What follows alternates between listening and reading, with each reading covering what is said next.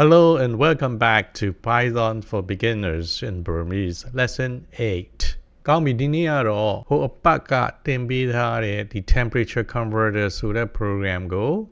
run လို့အဆင်ပြေတယ်ဒါပေမဲ့ဒီ program ကထွက်လာတယ်ကျွန်တော်ပြဿနာမရှိဘူး100 degree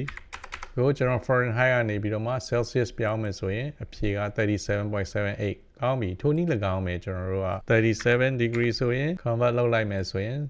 98.6 ရပြီဒါပေမဲ့ဒီ program ကိုကျွန်တော်တို့ရေးပြီးသားဆိုရင်ကျွန်တော်တို့တငယ်ချင်းတွေကိုပေးမယ်အဲ့ဒီတငယ်ချင်းတွေမေးမယ်ခင်ဗျာPython programming လေ့လာတယ်ဆိုဘာတွေလုပ်တတ်နေပြီဆိုတော့အဲ့ဒီဥစ္စာကိုဒီ software ကလေးတစ်တစ်လေးကိုတငယ်ချင်းစီပေးသုံးမယ်ဆိုရင်ဘယ်လိုပေးသုံးမလဲเนาะ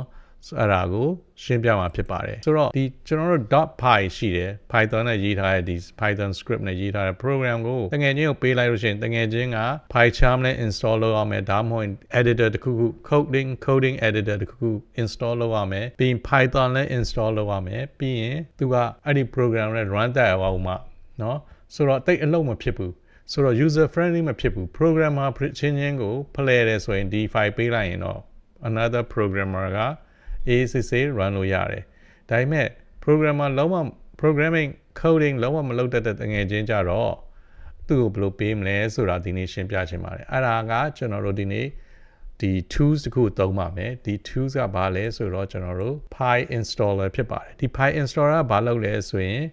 ဒီကျွန်တော်တို့ရဲ့ဒီ main.py ကိုကျွန်တော် main.exe လို့ပြောင်းပေးတာဖြစ်တယ်ဒီဥစ္စာကိုကျွန်တော်အသေးစိတ်သိချင်လို့ရှိရင်ဒီ pyinstaller.org သွားလိုက်လို့ရှိရင်တွေ့ပါမယ်ကျွန်တော်ဒီ link ကိုလည်း share ထားပေးပါမယ်ကောင်းပြီဒီဥစ္စာဆိုရင်ကျွန်တော် install လုပ်ရမယ်ဒီဥစ္စာကိုဘယ်လို install လုပ်မလဲဆိုရင်ကျွန်တော်တို့ဒီ PyCharm ထဲမှာ pip install ဆိုပြီးတော့မှ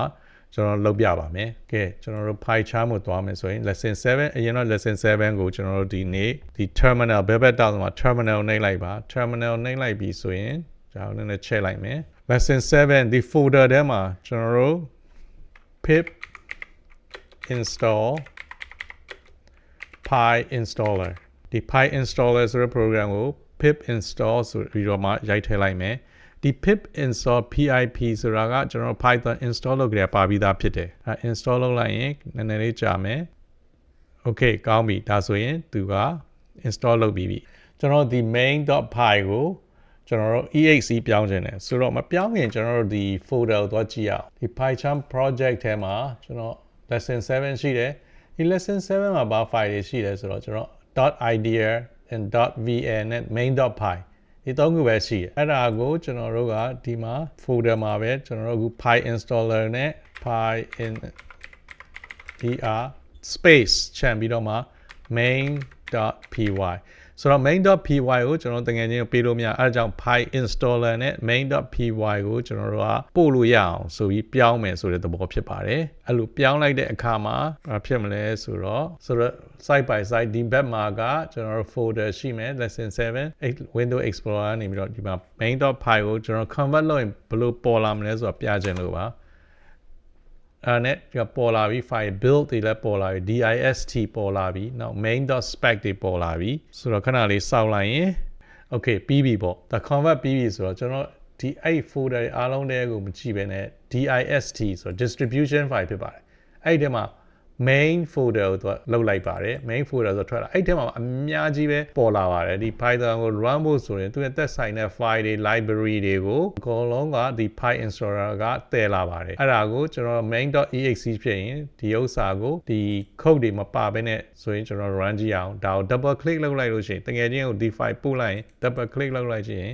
ပေါ်လာပြီဒီ application ခုနပြောသလိုပဲ convert လုပ်ရင်လို့ရှိရင်လည်းရတယ်အဆင်ပြေတယ်အလုပ်လုပ်တယ်သို့တော့folder တစ်ခုလုံးပို့မှဖြစ်မယ်ဒါမှမဟုတ်ရင်ကျွန်တော်ဒီ main တစ်ခုပဲပို့မယ်ဆိုရင်ဆိုပါစို့ဒီ desktop မှာရွှေ့လိုက်မယ် main.exe ဒီတစ်ခုတည်းကိုပဲပို့ရမယ်ဆိုရင်တကယ်ချင်းကိုဆိုပါစို့ဘာမှလွှမ်းလို့မရဘူးဖြစ်နေတယ်ဘာဖြစ်လို့လဲ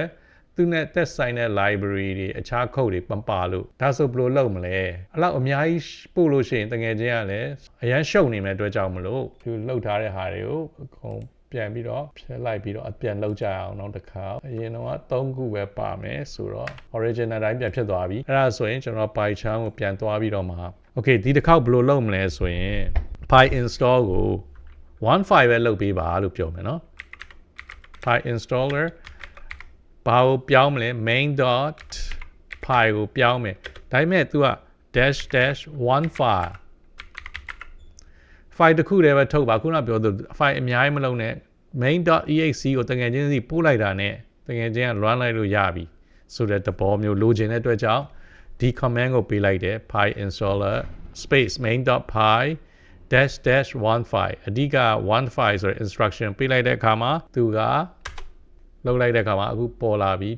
ခုနလိုပဲ build the distribution folder တွေသူပြီးသွားလို့ရှိရင်ကျွန်တော်ပြမယ်ပြီးသွားပြီဆိုရင်ဒီ again distribution ဆိုရင်သွားတယ်ဒီတစ်ခါတွေ့လားဒီတစ်ခါ main.exe တခုပဲပေါ်တော့တယ်ဒါဆိုရင်ဒီ file ကိုတကယ်ချင်းစီပို့လိုက်ရင်ရပြီဖွင့်လိုက်ပြီဆိုရင်ပေါ်လာပြီကဲ celsius ပြောင်းမယ်ဆိုရင်30 degree ဆိုရင် celsius ဘယ်လောက်လဲ986.9ဆိုတော့ဒီ program ဆက်အလုံးလုံးနေသို့တော့နောက်တစ်ခုပြောချင်တာကကောင်းပြီ file တစ်ခုနဲ့ပို့တာအဆင်ပြေပြီသို့တော့ဒီတငယ်ချင်းပြည့်လို့ဟာဒီမှာ window ကဘာလို့ဖြစ်နေဒီကောင်က application ဟုတ်ပြီ temperature ကိုဘာလို့ဒီအနောက်မှာဒီအမဲရောင် box ကြီးကဒီ command prompt ကြီးပေါ်နေတော့သူတို့ကရှုပ်နေမှာဆိုလို့ပို့ပြီးကောင်းအောင်ကျွန်တော်လုပ်ကြည့်အောင်နောက်တစ်ခုဆိုတော့တွားပြီးတော့အရင်လောက်ထားတာပြန်ဖြတ်လိုက်မယ် build distribution and spec အရင်တိုင်းပြန်ဖြတ်သွားပြီးတော့မှကျွန်တော် file charm တွားပြီးတော့မှဒီတစ်ခေါက်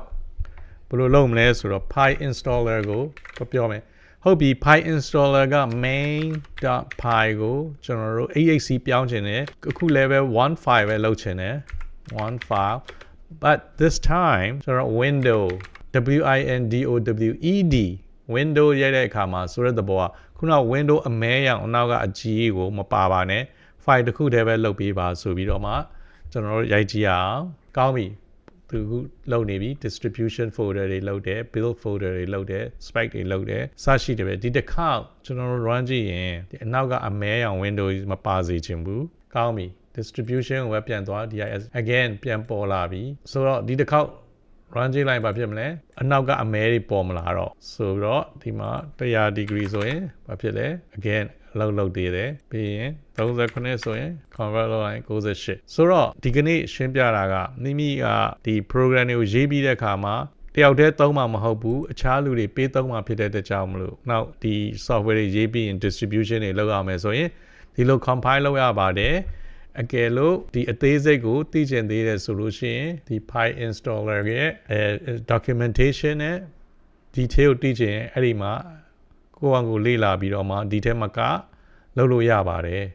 ဒါကြောင့်မလို့အားလုံးတမ်းမှချမ်းသာစွာဖြင့်အောင်မြင်မှုတွေရရှိနိုင်ပါစေလို့ဆုတောင်းပေးလိုက်ပါတယ်နောက် lesson မှာတွေ့ကြရတာပေါ့